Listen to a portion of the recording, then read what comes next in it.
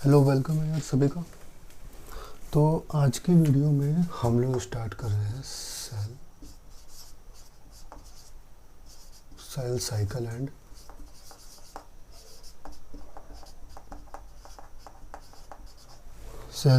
And cell division. तो सबसे पहले इस चैप्टर के बारे में थोड़ा बहुत बताना चाहूँगा। तो सबसे पहले अगर हम बात करें इसके ओवरव्यू की,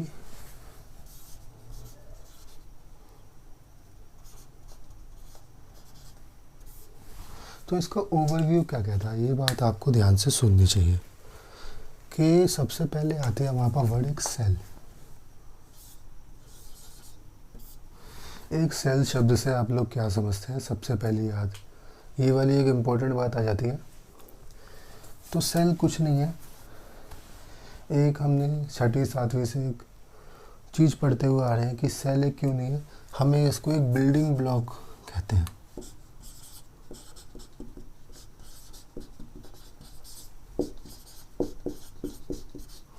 एक बिल्डिंग ब्लॉक की तरह हम इसको रिलेट करते हैं।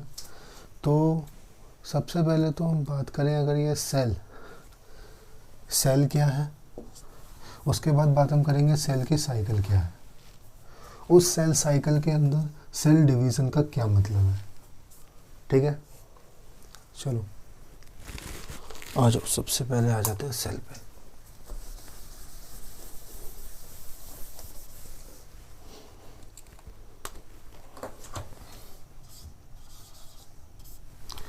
तो अगर मैं सेल की बात करूं तो छोटी सी एक बात आपके दिमाग में डालना चाहता हूं कि सेल सबसे पहले तो दो टाइप के होते हैं। एक तो आता है हमारे पास प्रोकैरियोटिक सेल,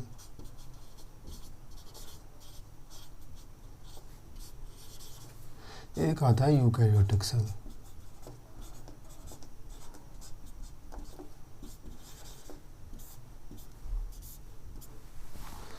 इन चीज़ों को आपको समझना चाहिए, प्रोकैरियोटिक सेल क्या होता है और यूकैरियोटिक सेल क्या होता है। तो अगर सबसे पहले अगर मैं इन दोनों सेल की बात करूं तो प्रोकैरियोटिक सेल में हम कह सकते हैं ये स्मॉल साइज का होता है, ये थोड़ा सा लार्ज साइज का होता है, comparatively large size.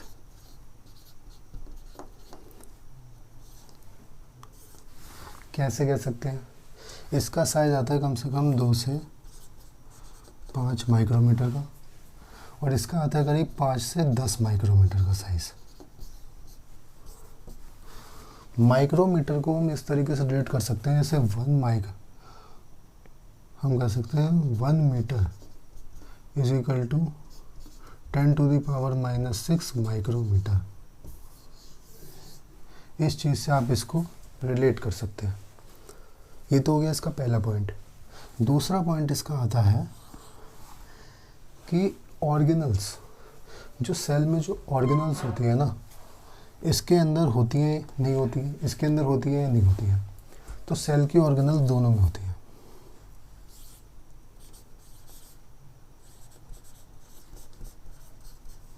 Organelles present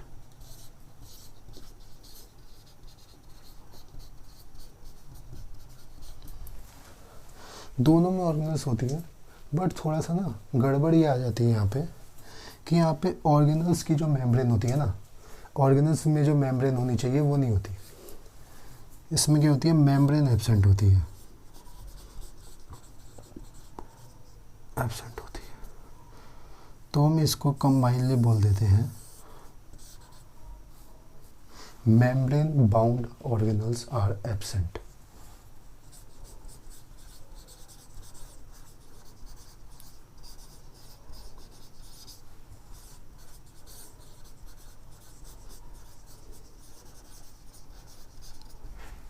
ठीक है, membrane bound organelles are absent. वैसे ऑर्गेनल्स होती हैं इसके अंदर, बट मेम्ब्रेन बाउंड वाली नहीं होती। इसमें क्या करें, इसके अंदर मेम्ब्रेन होती है, तो इसको हम कंबाइनली बोल देते हैं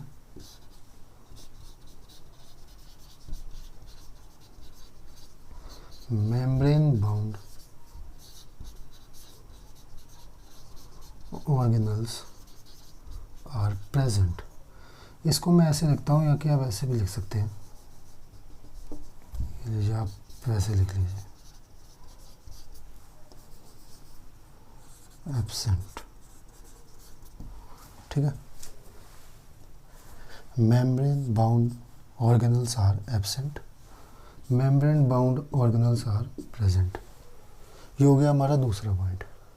ठीक है जी। तीसरे पॉइंट की तरफ बढ़ते हुए एक छोटी सी बात, आपने न्यूक्लियस के बारे में पढ़ा होगा, या उससे पहले हमने डीएनए के बारे में पढ़ा होगा।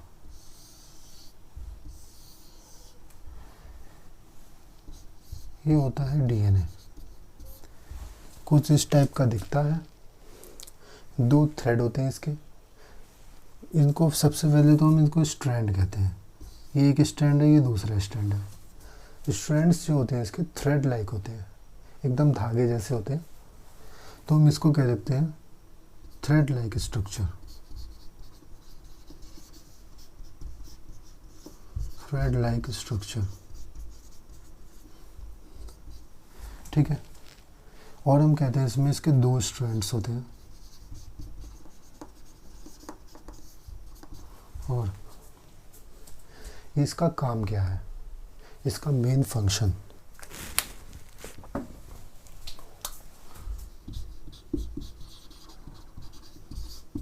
इसका मेन फंक्शन हमारे पास आ जाएगा कि जितनी, जैसे मान लो एक सेल है, एक सेल के अंदर बहुत सारे काम हो रहे हैं, जैसे कि मेटाबॉलिज्म,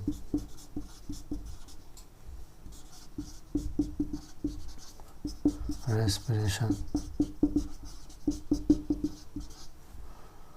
एक्सेट्रा एक्सेट्रा, बहुत सारे काम हो रहे हैं।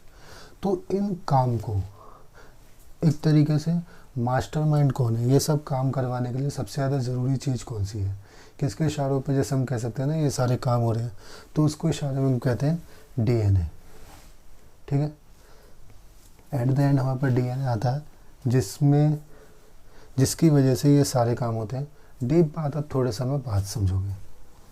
ठीक है, मेन फंक्शन हम कह सकते हैं, जैसे ऑल functions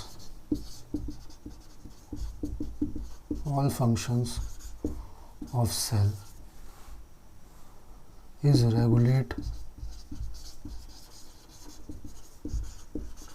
by DNA। ठीक है, डीएनए की फुल फॉर्म पता है आपको? चलो मैं लिख देता हूँ, D oxy ribose nucleic acid. ये हो गई हमारे पास डीएनए की full form, deoxy ribose nucleic acid. ठीक है, अब सुनो, डीएनए को समझ लिया, अब आते हैं एक छोटी सी बात समझने। मान लो ये एक सेल है, ठीक है, इसको हमने एक सेल कह दिया। इस सेल के अंदर, इस सेल के अंदर ये चीज होती है। ठीक है, अगर इस चीज के अंदर डीएनए पड़ा हुआ है तो इसको हम कह देते हैं न्यूक्लियस। ठीक है, न्यूक्लियस कह देते हैं, और ये सेल नहीं रह जाता, ये हो जाता है यूकैरियोटिक सेल।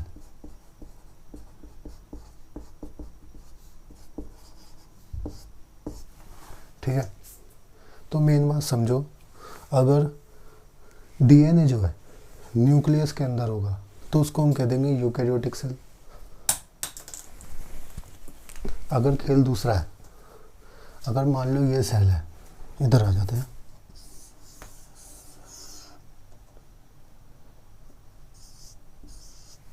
अगर मान लो ये सेल है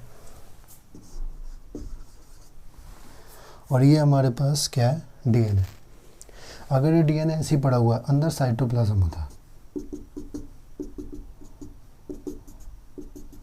ये है हमारे पास साइटोप्लाज्म।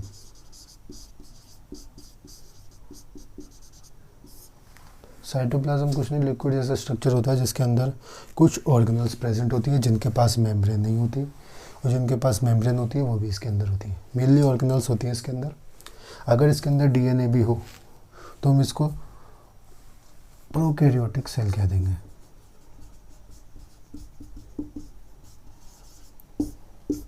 समझे? सुनो छोटी सी बात, अब दोबारा से रिकॉल कर रहा हूँ पूरी की पूरी। Cell cycle and cell division, ठीक है। अब सेल साइकिल में सबसे पहले हम सेल को समझते हैं। सेल को समझने के लिए हमारे पास आते हैं दो टाइप के सेल्स, एक होता है प्रोकैरियोटिक सेल और एक होता है यूकैरियोटिक सेल। प्रोकैरियोटिक सेल छोटा सेल है, जैसे मैं कह सकता हूँ, जैसे मान लो इस फॉर्म में आपको देख सकते हैं, ये एक छोटा सा सेल लग रहा है, ये एक बड़ा सा सेल लग रहा है। इस फॉर्म में आप साइज़ को कंपेयर कर सकते हैं, और बाकी साइज़ एक्चुअल लिखा हुआ है 2 से 5 माइक्रोमीटर का होता है। ये वाला होता है 5 से 10 माइक्रोमीटर का। माइक्रोमीटर कुछ नहीं है, एक यूनिट है, जैसे हम लोग मीटर बोलते हैं, किलोमीटर बोलते हैं, इसी तरीके से एक छोटी सी यूनिट है जिसको हम कहते हैं 10⁻⁻⁶ माइक्रोमीटर इक्वल टू 1 मीटर, ठीक है। आ जाओ, अब बात करते हैं प्रोकैरियोटिक सेल में एक छोटी सी चीज़ कि हमारे पास ऑर्गेनल्स होती हैं, इसके अंदर भी ऑर्गेनल्स होती हैं, बट इन दोनों की ऑर्गेनल्स में फ़र्क ही है। इसकी ऑर्गेनल्स जो होती है ना, इसकी ऑर्गेनल्स जो होती हैं इसमें मेम्ब्रेन्स नहीं होती। ऑर्गेनल्स अपनी कोई मेम्ब्रेन लेके नहीं आती। जैसे सेल में एक मेम्ब्रेन होती है जिसको हम कई बार प्लाज्मा मेम्ब्रेन भी कह देते हैं, बट इसमें क्या है ना, और इसमें ये जो ऑर्गेनल्स हैं इसमें कोई मेम्ब्रेन नहीं है खुद की, बट इनमें अपनी खुद की मेम्ब्रेन है। तो इन दोनों को हम कह देते हैं, जैसे ऑर्गेनल्स हैं उसकी मेम्ब्रेन भी है, उस ऑर्गेनल्स को हम कहते हैं मेम्ब्रेन बाउंड ऑर्गेनल्स। तो इसमें मेम्ब्रेन बाउंड ऑर्गेनल्स प्रेजेंट होती हैं, इसमें मेम्ब्रेन बाउंड ऑर्गेनल्स एब्सेंट होती हैं, ठीक है। अब आती है तीसरी चीज़ जो कि इम्पॉर्टेंट है। एक सेल के अंदर अगर डीएनए किसी और एक चैम्बर में, किसी और एक चीज़ में पड़ा हुआ है, तो हम उसको, उस चैम्बर को हम लोग कह देते हैं न्यूक्लियस, और पूरे सेल को हम एक नाम दे देते हैं यूकैरियोटिक सेल, ठीक है। और अगर डीएनए ज़्यादा कुछ नहीं, केवल साइटोप्लाज्म में पड़ा हुआ है, तो उसको हम एक छोटा सा नाम दे देते हैं प्रोकैरियोटिक सेल। ज़्यादा इसमें सोचने की ज़रूरत नहीं है, छोटी सी चीज़ है, एक बार में समझ सकते हो। लेकिन डीएनए जो है, डीएनए असलियत में होता क्या है? एक्चुअली डीएनए है क्या? डीएनए की अगर हम छोटी सी अभी बात समझें, जितनी हमको अभी नीड है, क्योंकि आगे आने वाले चैप्टर्स में हम पढ़ेंगे इसे। तो डीएनए है क्या? इसको हम कुछ इस टाइप से कह देते हैं, थ्रेड लाइक स्ट्रक्चर होता है। कैसा होता है? थ्रेड लाइक स्ट्रक्चर होता है, और इसके 2 स्ट्रैंड्स होते हैं, जैसे आप देख रहे हो, ये पहला स्ट्रैंड, ये दूसरा स्ट्रैंड, ठीक है। इसका फंक्शन क्या है? मान लीजिए डीएनए स्ट्रक्चर दिख रहा है, 2 स्ट्रैंड्स होते हैं स्ट्रक्चर के रूप में, बट इसका फंक्शन क्या है? इसका होना इस सेल के अंदर ज़रूरी क्यों है? अगर नहीं होता तो क्या काम नहीं होता? अगर ये मान लो एक बार को डीएनए नहीं होता सेल के अंदर, तो भाई कोई काम ही नहीं होता सेल के अंदर। ना हमारे पास मेटाबॉलिज्म होता, ना रेस्पिरेशन होता, ना आगे फर्दर प्रोसेस होते कोई। हमारे सेल्स में जो रेस्पिरेशन होता है वगैरह वगैरह, हमारे अंदर भी तो सेल्स ही हैं, तो ऐसा कोई काम नहीं होता। तो बेसिकली बात करें तो डीएनए का होना बहुत ज़रूरी है, क्योंकि ये सारे कामों को ना रेगुलेट करता है, सारे कामों को ना करने का आदेश देता है। जैसे हम कहते हैं ना कि डीएनए कहता है अंदर न्यूक्लियस सेल से कि जाओ मेटाबॉलिज्म करो, जाओ रेस्पिरेशन करो, डेट टाइप्स, ठीक है। All function of cells is regulated by DNA, मतलब डीएनए ही करवाता है सारे काम। अब अगर डीएनए की फुल फॉर्म आपको नहीं पता हो तो ये लिख लो, डीऑक्सीराइबोस न्यूक्लिक एसिड, ठीक है, डीऑक्सीराइबोस न्यूक्लिक एसिड। अब आ जाते हैं थोड़ा सा, इसको मैं मिटा देता हूँ, इसको भी नोट कर लेना, लिख लेना अगर कुछ मन करे लिखने का। तो तीसरा पॉइंट इसका के डीएनए प्रेजेंट इन साइटोप्लाज्म, ठीक है। और यहाँ मैं कहता हूँ DNA present in nucleus. Nucleus के अंदर डीएनए पड़ा हुआ है, यहाँ पे साइटोप्लाज्म है। तो कभी कभार हम इसको नेकेड डीएनए भी कह देते हैं। कहीं पर अगर आपको लिखा हुआ दिख जाए कि नेकेड डीएनए का क्या मतलब है, तो नेकेड डीएनए का यही मतलब है कि डीएनए साइटोप्लाज्म में पड़ा हुआ है। All set, okay. अब प्रोकैरियोटिक सेल के हमने 2-4 पॉइंट्स पढ़े, स्मॉल साइज ऑर्गेनल्स का, डीएनए का। तो आपको ओवरऑल एक्चुअल में आइडिया पड़ रहा होगा कि दिखता कैसा है। और अब थोड़ा सा इसके डीप में चलते हैं। नोट कर लो इसे, 5 तक गिन रहा हूँ। 1 2 3 4 5। चलो,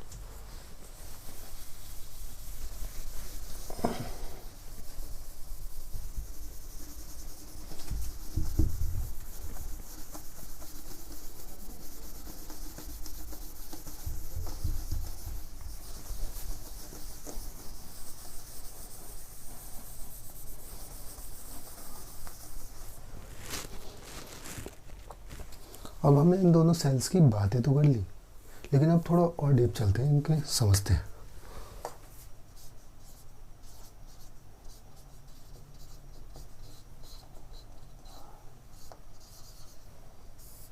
ठीक है,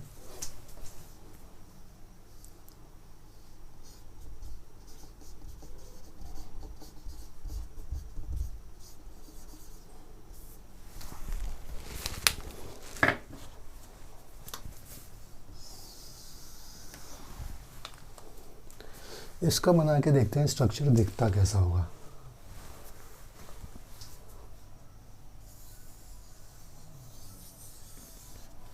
ठीक है, जैसे मान लो ये एक सेल है। तो सेल के अंदर ना, बेसिकली सेल के अंदर होता क्या क्या है। सेल के अंदर अगर हम बात करें तो 2-3 चीज़ें होती हैं। देखो यहाँ लिखते हैं, सेल के अंदर पहली चीज़, एक तो सेल की मेम्ब्रेन होती है, जो कि इसको बाहर के और इसको खुद के एनवायरनमेंट से अलग करती है। Cell membrane. सेल मेम्ब्रेन का बेसिकली काम क्या है, अगर हम पहले की बात की करें तो मान लो इस एरिया में, इस पूरे एरिया में ये चीज़ जो है ना, ये सेल है। इस पूरे एरिया में ये मान लो इतना जो आपको एरिया दिख रहा है, यहाँ पे कितना भी है, इसमें ये वाली जो चीज़ है ना, ये वाली चीज़, ये मेरी मुट्ठी, ये जो हाथ है, इसमें ये एक सेल है। तो ये चीज़ इससे अलग कैसे दिखेगी, मतलब इसको इससे अलग कैसे करेगी। ये जो मेरी स्किन है ना, मान लो इतनी चीज़ की स्किन जो है वो हमको आउटर एनवायरनमेंट से इसको अलग कर रही है। ठीक है, इसी तरीके से ये समझ लो सेल के पास भी एक स्किन होती है, जिसको वो प्लाज्मा मेम्ब्रेन या सेल मेम्ब्रेन कह देता है, उसकी खुद की मेम्ब्रेन। ये एक टाइप से सेल की एक स्किन है जो कि बाहर वाले एनवायरनमेंट से इसको अलग कर देती है। स्किन एज अ रिलेटिव कह रहे हैं, वैसे नहीं, स्किन नहीं कहते हैं इसको, स्किन नहीं कहेंगे इसको, हम इसको कहेंगे सेल मेम्ब्रेन। समझाने के लिए कहा, जैसे इसको ये जो स्किन है बाहर वाले एनवायरनमेंट से इसको अलग कर रही है, ऐसे ही सेल के अंदर सेल मेम्ब्रेन इसमें आउटर एनवायरनमेंट से अलग कर रही है। ठीक है, सेकंड चीज़ होती है इसमें ऑर्गेनल्स। थर्ड चीज़ होती है हमारे पास न्यूक्लियस या डीएनए कह सकते हो। सेल के अंदर 3 चीज़ें होनी चाहिए, सेल मेम्ब्रेन, ऑर्गेनल्स और डीएनए। सेल मेम्ब्रेन आपको समझ में आ गया। ऑर्गेनल्स के बारे में थोड़ा सा समझाता हूँ। अब ऑर्गेनल्स का पता काम क्या है। डीएनए आपको पता है, डीएनए सेल को कोई भी काम करने का आदेश देता है, ऑर्डर देता है। जैसे डीएनए ने कहा सेल को कि हाँ जी रेस्पिरेशन करनी है। तो रेस्पिरेशन करवाएगा कौन? रेस्पिरेशन होगी बाय द ऑर्गेनल्स। इसके अंदर जो ऑर्गेनल्स है ना वो इसमें रेस्पिरेशन करेंगे। तो जैसे मान लो एक प्लांट का सेल है, प्लांट के सेल में होनी है फोटोसिंथेसिस। तो फोटोसिंथेसिस के लिए डीएनए क्या करेगा? डीएनए इसको सेल को बोलेगा कि भाई फोटोसिंथेसिस होनी है। तो फोटोसिंथेसिस सेल कैसे करेगा, कैसे हो सकती है? तो डीएनए जो है, डीएनए कोई सिग्नल भेजेगा किसके पास? क्लोरोप्लास्ट के पास।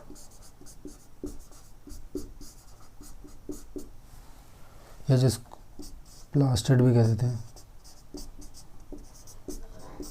क्लोरोप्लास्ट या प्लास्टिड के पास सिग्नल भेजेगा जब अगर मान लो उनको फोटोसिंथेसिस करवानी है ना प्लांट सेल, ठीक है? तो ऐसे कुछ होगा। तो ये 3 चीज़ें ना याद रखना, ठीक है?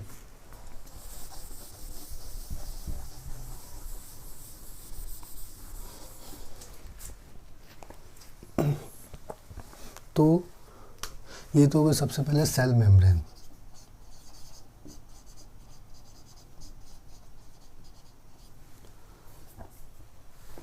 ठीक है, अब ये सेल मेम्ब्रेन हो गई। अब मान लो इसके अंदर ना कुछ ऑर्गेनल्स है। ऑर्गेनल्स मैं मान लो कुछ ऐसे बना रहा हूँ।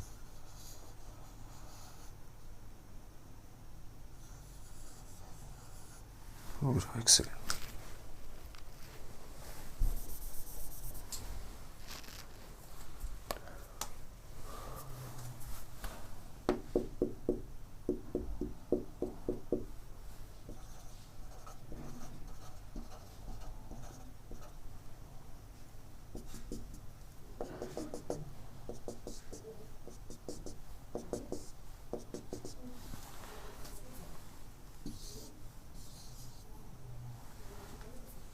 ये हमको डीएनए दिख रहा है, ठीक है?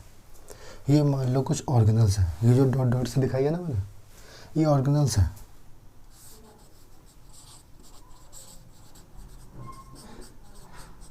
ऑर्गेनल्स 1,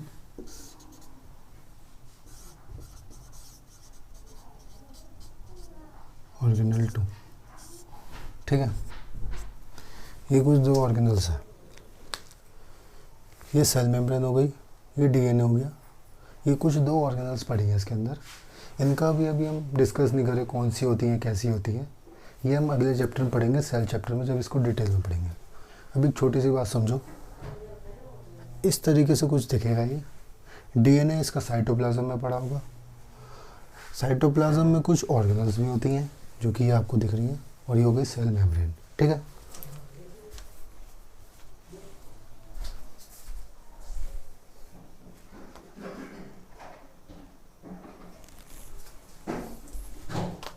अब आ जाते हैं दूसरी चीज़ पे, जो कि आ रही है प्रोकैरियोटिक सेल। अभी जो प्रोकैरियोटिक सेल है ना, इसकी एक छोटी सी बात समझते हैं। मान लो ये एक सेल मेम्ब्रेन है, ठीक है? एक सेल है और ये इसकी मेम्ब्रेन है।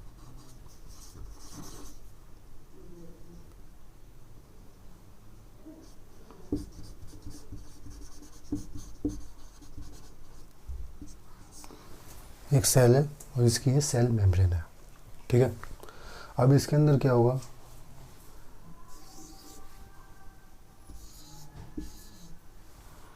ये हो गया न्यूक्लियस।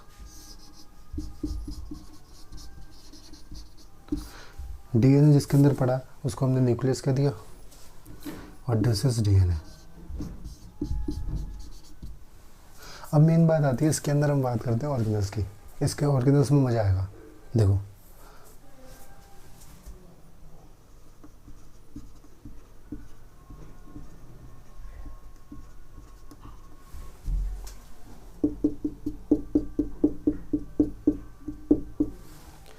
अब दिमाग से देखो, ये ऐसी ऑर्गेनल्स कुछ मैंने इसमें भी बनाई हैं, सेम टू सेम। इसमें भी दिख रही हैं, इसमें भी दिख रही हैं, ठीक है? इसमें भी दिख रही हैं, ये वाली इसमें भी दिख रही हैं, और कुछ मैं और बना देता हूँ।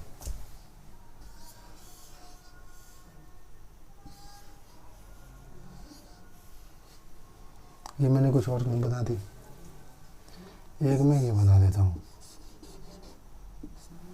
ठीक है? अब समझो एक छोटी सी बात, ये ऑर्गेनल्स इसमें भी हैं मगर ये वाली ऑर्गेनल्स इसमें नहीं है। इसका क्या मतलब है? देखो इसके अंदर तो होंगी, इसके अंदर ऑर्गेनल्स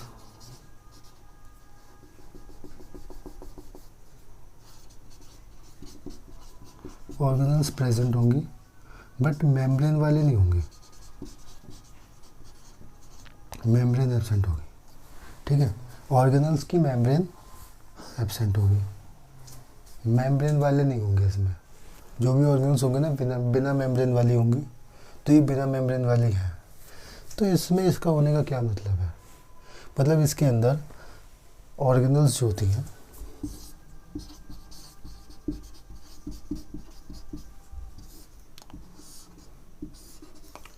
विद मेम्ब्रेन और विदाउट मेम्ब्रेन।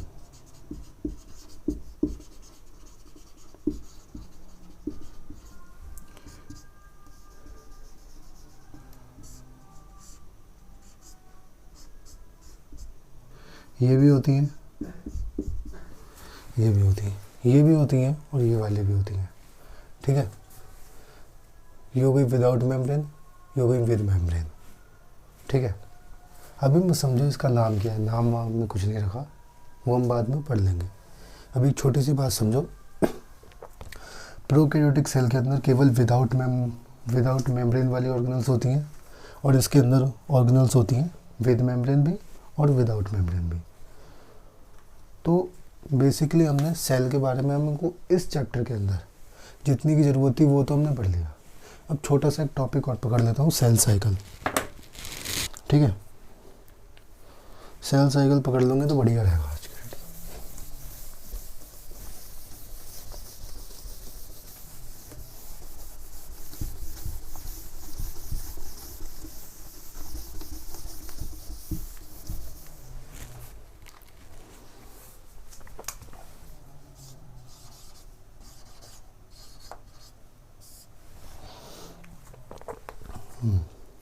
Cell cycle. अब सेल साइकिल पता क्या है? कुछ नहीं है, कुछ दो चार बातें होती हैं। जैसे हम लोग रोज़, अगर मैं अपनी बात करूं तो हम लोग सुबह उठते हैं, फ्रेश होते हैं, पढ़ते हैं, खाते हैं, एंड में रात को सो जाते हैं, बात ख़त्म। फिर अगले दिन से ये फिर से रूटीन शुरू हो जाता है, फिर उठते हैं, फिर जो भी काम करते हैं इनका, और फिर रात को सो जाते हैं। इसी तरीके से कुछ सेल की साइकिल है। सेल की साइकिल में तीन चीज़ें बहुत इम्पोर्टेंट है। एक सेल कभी मान लो इतना छोटा सा था, ठीक है, कभी कोई इतना छोटा सा सेल था, अभी हो गया बड़ा।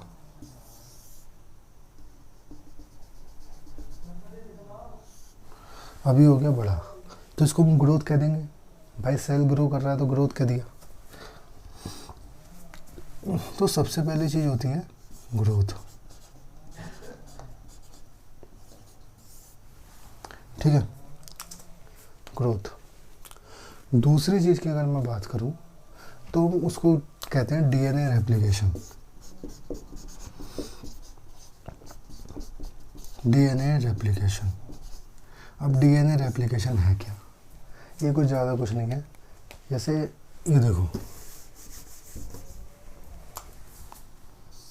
ये डीएनए ना एक सेल के अंदर, एक सेल के अंदर डीएनए पड़ा हुआ है, ठीक है, बट क्या करना है? डीएनए की रेप्लिकेशन करनी है। रेप्लिकेशन का मतलब क्या होता है? बेसिकली डीएनए को डबल करना है। हमें ऐसा एक और डीएनए चाहिए, ठीक है। तो हमने क्या करा? डीएनए रेप्लिकेशन के बाद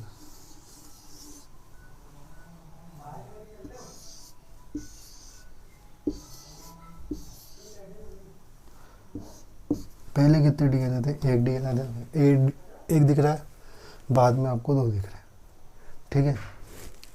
तो ये समझो डीएनए रेप्लिकेशन में कुछ नहीं होना, दो डीएनए बन जाने हैं। एक डीएनए एक सेल के अंदर, जो पहले एक डीएनए था, दो डीएनए बन गए, ठीक है। अब तीसरा पॉइंट सुनो,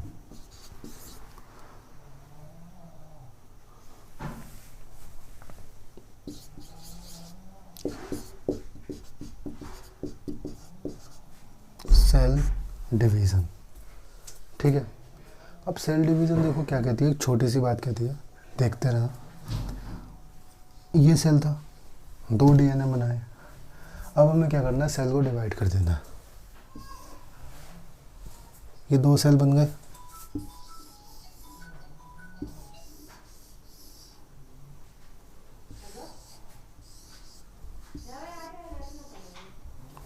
ठीक है, 2 सेल बन चुके हैं। अब देखो ध्यान से देखना, अब सबसे पहले तो एक छोटे से सेल ने ग्रोथ करी, एक छोटा सा सेल ने ग्रोथ करी, वो अपने एक्चुअल साइज़ में आया। ठीक है, एक्चुअल साइज़ में आने के बाद उसने अपना डीएनए डबल कर दिया, जिसको हमने डीएनए रेप्लिकेशन कह दिया। ठीक है, अब डीएनए रेप्लिकेशन हो जाने के बाद उसने सेल अपने डिवाइड कर लिए, अपने 2 सेल में टूट गया। ठीक है, 2 सेल में टूट गया। अब जो वो 2 सेल में टूटा है ना, अब इसमें एक बात समझो, एक सेल 2 सेल में टूट गया। अब ये जो टूटा है ना, ये जो 2 सेल में टूटा है, ये जो डिवीज़न हुई है सेल डिवीज़न, अब ये सेल डिवीज़न के बारे में हम पढ़ेंगे कल। ठीक है, समझो अभी के लिए सेल साइकिल में ग्रोथ हुई, डीएनए रेप्लिकेशन हुई, उसके बाद सेल की हो गई डिवीज़न। ठीक है, सेल ग्रोथ किया, डीएनए रेप्लिकेशन हुआ, और उसके बाद हमारे पास सेल डिवीज़न हो गई। इसको बेसिकली हम कह देते हैं एक सेल साइकिल। एक सेल साइकिल का यही काम है, ये 3 चीज़ों को रिपीटेटिव रूप में करते रहना।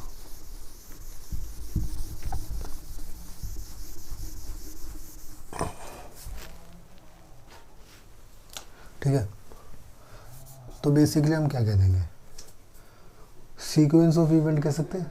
एक सीक्वेंस चल रही है, सीक्वेंस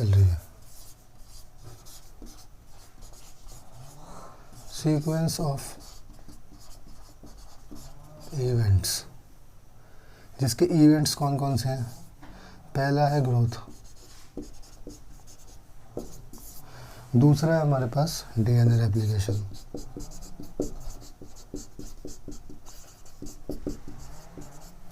तीसरा है हमारे पास सेल डिवीज़न।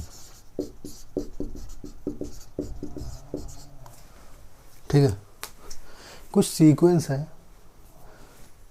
कुछ सेल के अंदर कुछ कुछ होता है, तो उसके सीक्वेंस है growth, DNA replication, cell division. अब मान लो एक सेल है, उसने ग्रोथ करी, फिर डीएनए रेप्लिकेशन करी, फिर सेल डिवीज़न करी, और 2 सेल में टूट गया। ठीक है, अब अगर उसे आगे और डिवाइड होना होगा तो फिर से यही चीज़ लगेगी, फिर आगे और डिवाइड होना होगा तो फिर से यही चीज़ लगेगी, यानी ये रिपीटेटिव रूप में चलता रहता है। जो सेल परमानेंट हो जाते हैं, यानी जिनको आगे सेल डिवीज़न नहीं करनी, उसमें नहीं होता, बाकी सब में ये होता है। ठीक है, इसके बाद बात कर लेते हैं एक इसके पॉइंट्स की, कुछ स्टार पॉइंट्स। सेल साइकिल में सबसे पहली बात, सबसे ज़्यादा क्या होता है, ये सब हुआ। अब इसमें मेन पॉइंट ये आ जाएगा आपके पास कि एक सेल के अंदर ये जो सेल साइकिल है, ये जो सारे काम हो रहे हैं, जैसे हमने कहा एक के बाद एक हो रहे हैं, और एक मैनर में हो रहे हैं कि जैसे डीएनए रेप्लिकेशन पहले नहीं होगी, पहले ग्रोथ होगी तब डीएनए रेप्लिकेशन होगी, या सेल डिवीज़न ग्रोथ के तुरंत बाद नहीं हो जाएगी, पहले डीएनए रेप्लिकेशन होगी। यानी ये फिक्स पॉइंट है, पहले ये होगा, फिर ये होगा, फिर ये होगा। तो ऐसे फिक्स होने में, क्योंकि एक जैसे लिखा हो जैसे कि पहले यही होना है, उसके बाद ये होगा, उसके बाद ये होगा, ये तीनों काम जब ऐसे सीक्वेंस में चलेंगे और एक लिमिट पे और एक टाइम पे होंगे, इन सब का होना का भी एक टाइम है। ठीक है, तो इस चीज़ को हम कह देते हैं coordinated event, coordinated event.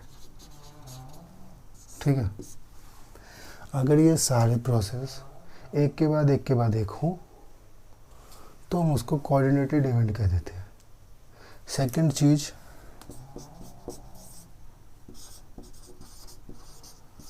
Under genetic control.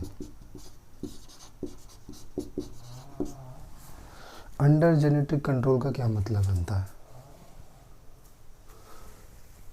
मतलब ये जो सेल साइकिल हम पढ़ रहे हैं ना, जैसे मैंने भी बताया था कि डीएनए जो है सारे काम करवाता है सेल के, तो ये जो सेल साइकिल या फिर हम सेल डिवीज़न पढ़ रहे हैं ना, तो ये भी यही करवाता है। ये जो है ना हमारा डीएनए ही करवाता है ये सब चीज़। तो हम कहते हैं अंडर जेनेटिक कंट्रोल, मतलब डीएनए ही सारे काम करवाएगा।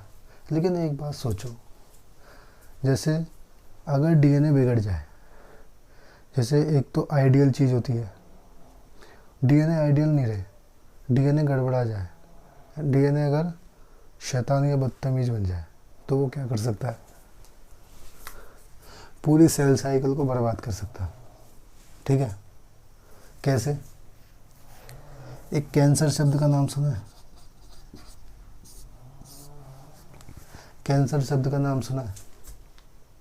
सुना तो होगा। कैंसर शब्द में क्या होता है? इसके अंदर इस बीमारी में होता क्या है? इसमें अनकंट्रोल्ड सेल डिवीज़न होती है। मतलब सेल डिवाइड करता रहता है, डिवाइड करता रहता है, डिवाइड करता रहता है, डिवाइड करता रहता है। मेरा हाथ देख रहे हो? इसमें 1 2 3 4 5 उंगलियां हैं। ठीक है, अभी 6 क्यों नहीं है, 7 क्यों नहीं है, या 4 ही क्यों नहीं है, 5 क्यों है? और 5 के बाद मेरी एज इतनी हो गई, लेकिन फिर भी कोई छठी उंगली क्यों नहीं आई, 7वीं उंगली क्यों नहीं आई? क्योंकि ये जीन्स में हमारे मतलब जितनी भी हमारी जो छोटे छोटे पॉइंट्स हैं, जैसे 5 उंगलियां, पैरों के 2 पंजे, हाथ के 2 हाथ होने चाहिए, 2 पैर होने चाहिए। ठीक है, ये सब क्या होता है? जेनेटिक होता है कि भाई इतने इतने ये चीज़ होनी चाहिए।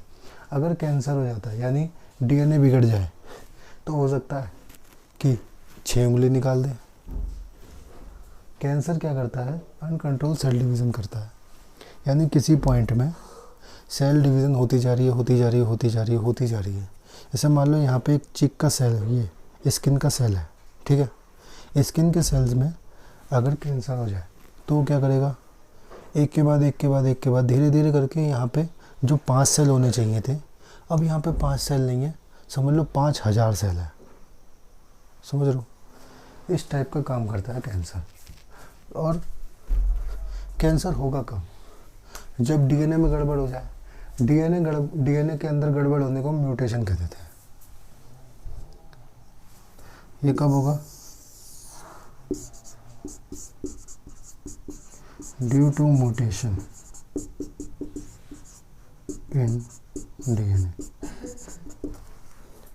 डीएनए के अंदर अगर खराबी हो जाएगी, कोई गड़बड़ आ जाएगी, कोई भी परेशानी हो जाएगी, कहीं से टूट जाएगा, कहीं से गड़बड़ हो जाएगी, क्योंकि थ्रेड लाइक स्ट्रक्चर है, कहीं से भी हल्का सा भी ब्रेक हो गया तो गड़बड़ आ जाएगी, तो कैंसर हो जाएगा। ठीक है, इसके बाद हम कल पढ़ेंगे। अच्छा लगा हो तो इसके नोट्स बना लेना और थोड़ा बहुत पढ़ लेना, एनसीईआरटी से पढ़ लेना।